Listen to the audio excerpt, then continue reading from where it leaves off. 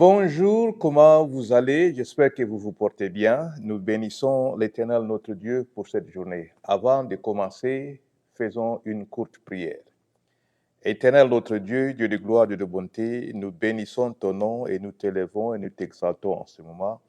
Nous remettons ce temps entre tes mains. Nous avons foi, ô Éternel, que le Saint-Esprit est avec nous et que les paroles vont pouvoir aider quelqu'un qui nous écoute. Dans le nom de Jésus-Christ, nous avons ainsi prié. Amen. Le nom, c'est Boukas Basumbandek. Je suis pasteur. Je travaille sous la direction du bishop OPC, Dieudonné, avec son épouse, pasteur Didi OPC. Nous sommes dans l'église Shekinah International Church qui se trouve à 4881 Lawrenceville Highway dans la ville de Tucker, à Georgia, 30084. Si jamais vous voulez nous rendre visite. Alors, pendant un temps, avec la permission de ce ministère, nous allons parler du séducteur et de la séduction. Je sais, certains sont en train de se poser la question, de quoi s'agit-il encore? Nous avons l'habitude d'écouter les messages sur la grâce, sur les bénédictions, vous allez réussir, vous allez recevoir ceci, et beaucoup de gens tournent autour de ce message et les gens s'attendent à ce que tout le monde parle de ça. Mais en tant que chrétien, en tant que serviteur de Dieu, en tant que pasteur et conducteur d'autres personnes, nous pensons qu'il est nécessaire d'aider les gens à comprendre réellement cette vie nouvelle, cette vie en Christ que nous avons acceptée, que nous avons adoptée et que nous voulons suivre. Il est nécessaire de connaître les deux côtés. Alors, quand on parle de la séduction, bon, permettez-moi d'abord de dire que ce n'est pas, je ne dis pas que c'est mauvais de parler de la grâce, je ne dis pas que c'est mauvais de parler de la bénédiction, je ne dis pas que c'est mauvais de dire aux gens que vous allez réussir, vous allez recevoir. Non, ce n'est pas ce que je suis en train de dire. Je dis seulement que nous devons pouvoir présenter la totalité de l'image. Si on ne présente que les bons côtés et que les mauvais arrivent ou bien les défis arrivent, c'est ce qui explique pourquoi les gens sont en train d'abandonner la foi, puisqu'on ne leur avait pas dit que non, il y aurait des défis. Je n'ai pas dit des difficultés, je n'ai pas parlé des chutes ici, je parle des défis. Alors, par définition, et je n'entre pas dans les technicalités ici, par définition, on peut dire que non, la séduction, c'est le fait de donner une apparence, c'est le fait d'attirer des gens, c'est le fait d'égarer les gens, de les faire sortir d'un objectif qui était déjà placé, déterminé, et les amener ailleurs. On cherche à être plus attirant que ce qui les avait poussés à commencer ce qu'ils sont en train de faire. En tant que chrétien, on a un objectif, garder les yeux sur Christ, garder les yeux sur la croix, garder les yeux sur l'œuvre de la croix, la mort, la résurrection de Jésus-Christ et son retour sur terre. Alors, le diable sait que si nous gardons ainsi, il ne pourra pas nous avoir. Qu'est-ce qu'il fait? Il cherche à nous attirer, il cherche à nous séduire, à nous faire sortir de ce plan de Dieu, parce que écoutez, le diable sait d'où il est venu et nous, en tant que chrétiens, nous savons où nous sommes en train de partir et c'est dans les deux sens opposés. Et lui veut avoir le maximum de personnes possibles avec lui. La séduction, moi je dis que ça ne diffère pas du pillage. Mais où se trouve la différence? La différence se trouve dans le temps, la différence se trouve dans l'intensité de violence. Le pillage se fait violemment au vu et au su de tout le monde. La séduction se fait lentement, doucement, derrière les rideaux. On joue avec le temps jusqu'à ce qu'on vous fait dormir et quand vous ne le savez pas, vous allez vous retrouver ce que vous aviez, vous n'avez plus. Pourquoi? Puisque le séducteur cherche ce qu'il y a en vous. Il y a un trésor en vous. Dieu, moi j'aime dire aux gens ceci, Dieu a placé un trésor dans tout être humain. Maintenant, quand on devient chrétien, ce trésor-là prend une autre valeur. Nous allons lire dans la Bible, ouvrons nos Bibles dans Matthieu chapitre 24, verset 24, juste pour montrer que non, la séduction est une réalité La séduction est une vérité qui vit avec nous, mais très souvent, nous voulons faire fi comme si ça n'existait pas. Nous faisons comme des autruches. Lorsqu'il y a un problème, nous mettons la tête sous le sol, croyant que non, le problème va passer. Non, ce n'est pas comme ça que les choses fonctionnent dans le monde réel. Matthieu chapitre 24, verset 24. Les autres portent des lunettes pour lire, moi j'enlève les lunettes pour lire. Lisons. Matthieu 24, verset 24 dit, « Des faux Christ surgiront, ainsi que des faux prophètes. Ils produiront des signes extraordinaires et des prodiges au point de tromper, si c'était possible, ceux que Dieu a choisis. » Dans d'autres versions, on vous dit, « Il séduirait, si c'était possible, les élus. » Et je crois que vous qui avez accepté Jésus-Christ, vous qui avez abandonné les choses du monde, je peux déclarer que vous êtes élu et vous êtes la cible du diable. Le diable est en train de vous chercher.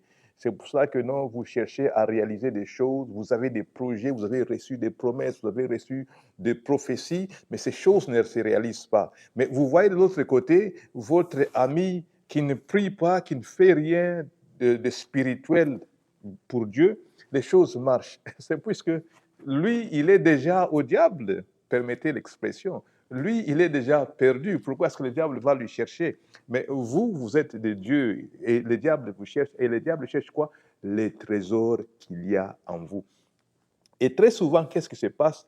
Lorsqu'il cherche les trésors qu'il y a en vous, il va s'approcher de vous. D'abord, il vous étudie.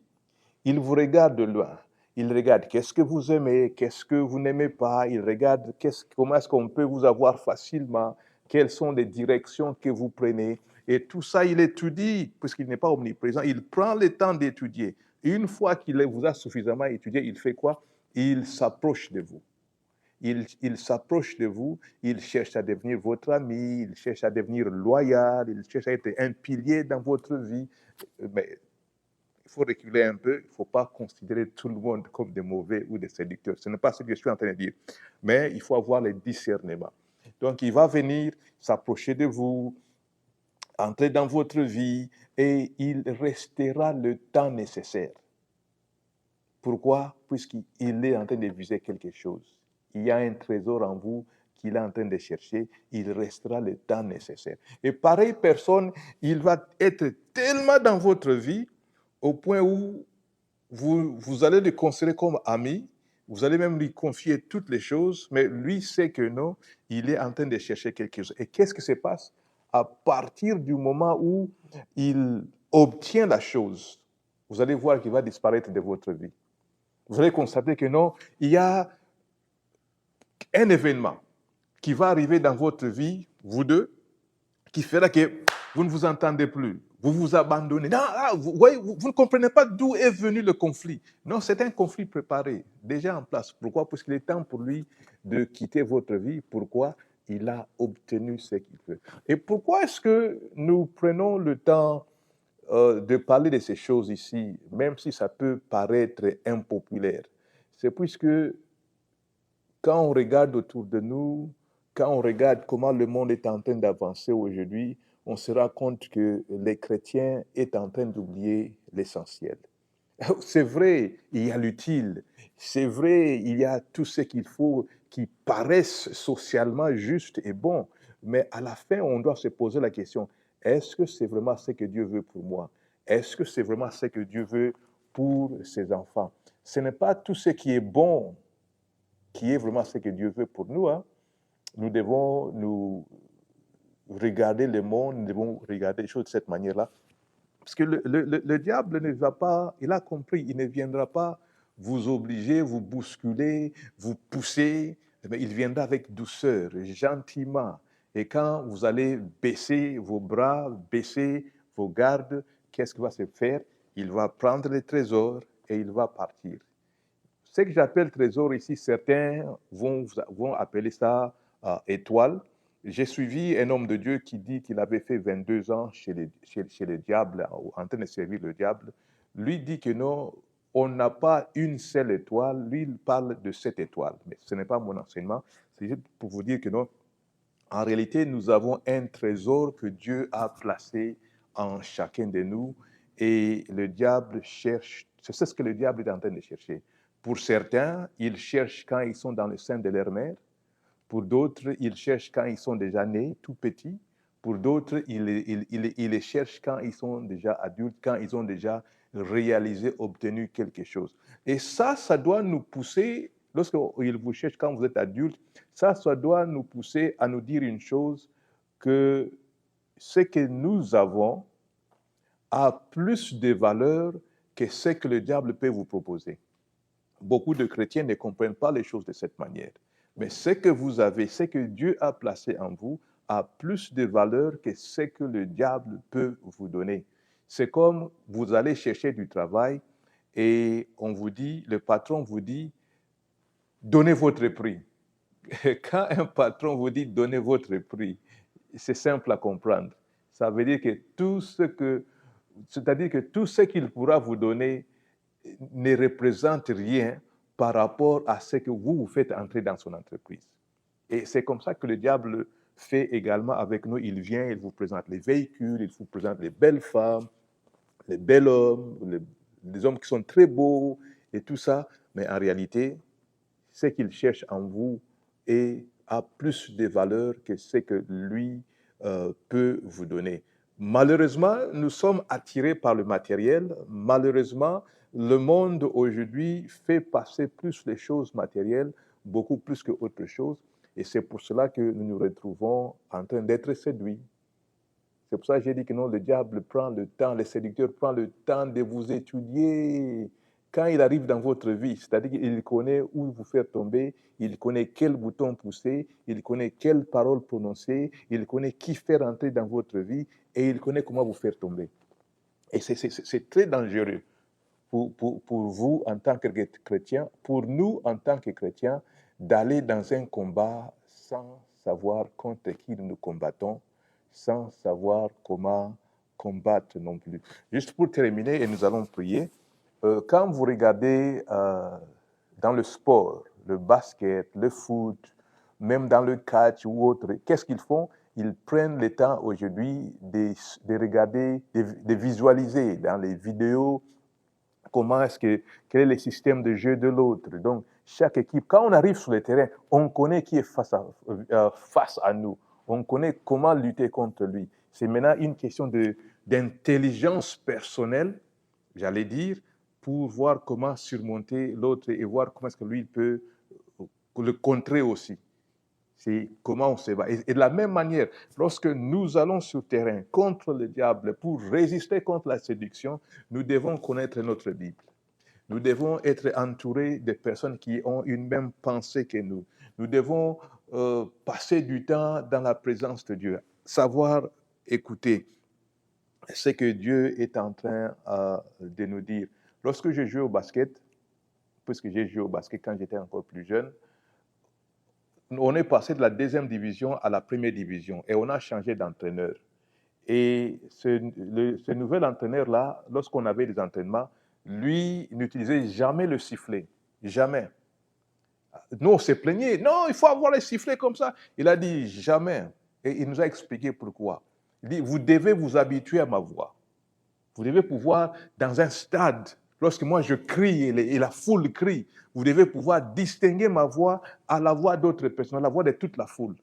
Et lorsque j'ai grandi, je suis devenu un peu plus spirituel dans les choses de Dieu. J'ai compris que c'est comme ça aussi que nous devons faire avec la voix du Saint-Esprit, ou savoir écouter Dieu pour le distinguer de toutes les autres voix. Comme ça, l'ennemi ne pourra pas avoir le dessus sur nous. Quand Dieu parle et il y a autant d'autres voix qui viennent pour embrouiller, nous devons savoir distinguer, ça c'est la voix de Dieu et ça ce n'est pas la voix de Dieu. C'est comme ça qu'on pourra résister et réfuter et tenir ferme contre le séducteur. Voilà, c'est ça notre première leçon pour aujourd'hui. Nous espérons que vous serez avec nous la prochaine fois, Dieu le voulant. Entre-temps, restez en bonne santé, continuez à suivre Dieu et écoutez ce que l'Esprit de Dieu nous dit. Nous allons clôturer par la prière. Prions.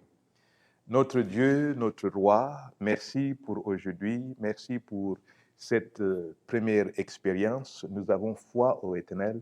que quelqu'un a été touché par cette parole. Nous prions que le Saint-Esprit continue à faire le travail, à parler, à toucher et même à amener des gens dans leur vie pour les aider à entrer dans cette connaissance que l'ennemi cherche à nous faire tomber.